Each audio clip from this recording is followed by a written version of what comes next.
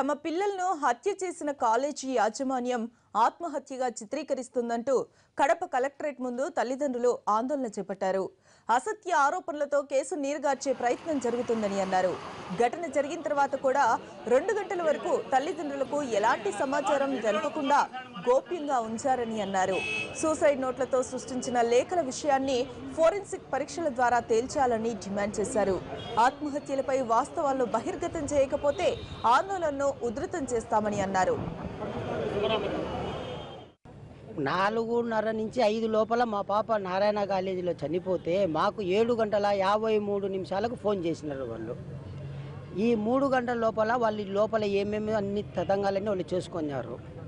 మా పాప పిరికి పంద కాదు, మా పాప ఆత్మహత్య చేసుకోలే, వాళ్ళే హత్య చేసి మా పాపను ఆత్మహత్యగా సృష్టించినారు. కాలేజ్ యాజమాన్యమే రాపించి బాక్సులో పెట్టినారు. అది న్యాయ విచారణ జరిపించి సిబిఐతో న్యాయ విచారణ జరిపించండి.